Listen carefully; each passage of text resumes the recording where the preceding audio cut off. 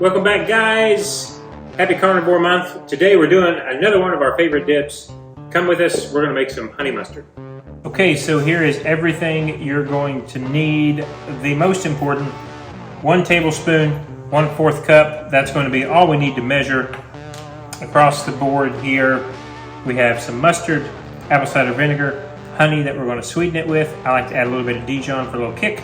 Some really good mayo, a little bit of lemon juice, and some salt, onion powder, and some heat cayenne pepper. And bacon grease. Oh, yeah, sorry. Gotta have the bacon grease. Now, we've done a few variations on this before where we've actually fixed bacon, chopped bacon up, and added the grease to it. This is just some old bacon grease that I think we cooked last week and just saved. And we only need 1 to 2 tablespoons. It depends on how heavy you want that bacon flavor to be in your honey mustard. But our base is going to be mayo, okay? We use Primal Kitchen. We have used others. Sir Kensington is another one. But we're going to do 8 ounces. This is a 12-ounce jar. We're going to do 8 ounces there.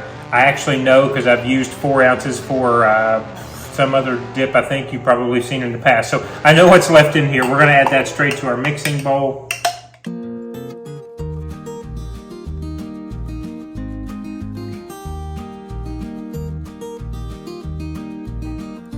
I eyeball this with our mustard first. It does call for 1/4 cup. I'm going to put about 1/4 cup in there, and I will stir it up and taste it along the way. I like about 2 tablespoons of Dijon.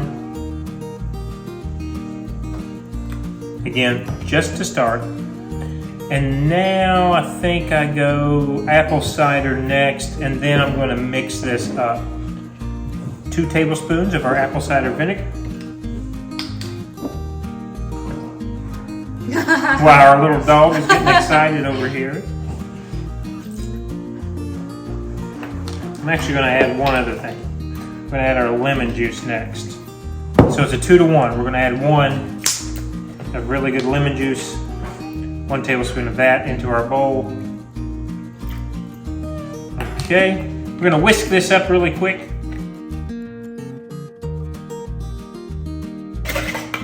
It's got a light gold color there. Yeah, can we see that? Good. Next, bacon grease. How much? This one is probably 2 tablespoons. 1 to 2 tablespoons are what we average. I like my pop, if you will, of bacon a little stronger than I think Julie does. So when I'm just making it for myself, I'm going to make burgers today, and I love dipping my burgers in this.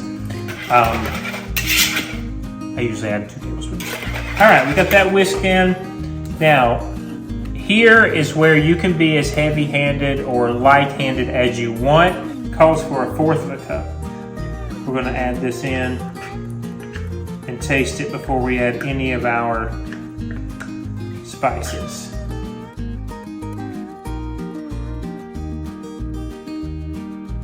I can feel that just got really thick. And now we're getting what you would consider to be the traditional color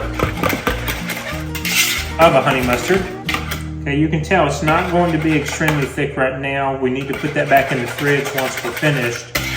And it will thicken up because, again, the bacon grease is going to begin to, I don't want to say harden, but certainly get thicker as it comes to room temp. So will the honey. All right, let's see what we got.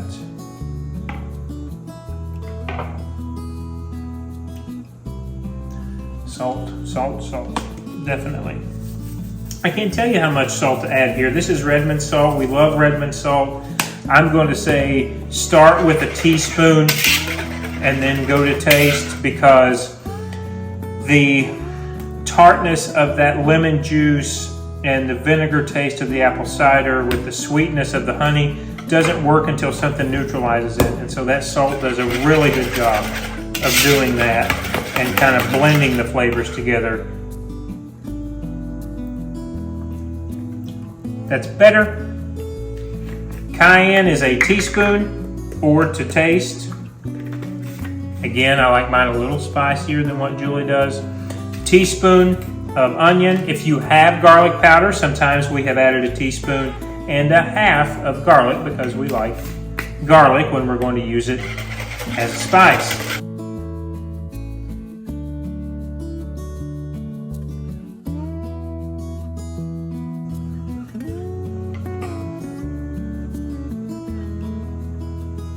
You also have to remember that until you put this in the fridge, what you're tasting here and what you get out of the fridge when it's ready to serve will change slightly.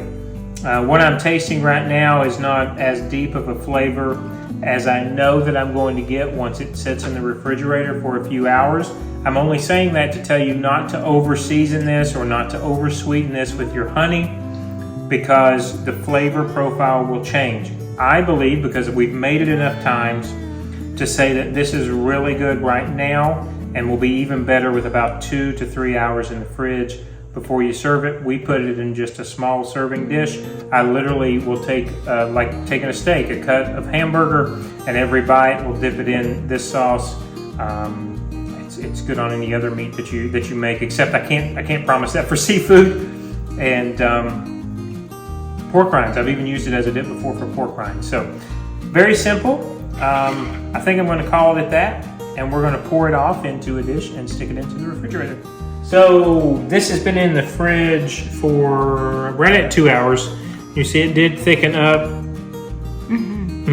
I'll give it a good stir. I have not stirred it yet. I've got my 80-20 grass-fed beef. And again, you see there's nothing else. This was just salt, and we just dip. So this gives your meat a lot of flavor, chicken or beef. I can definitely tell you those two meats.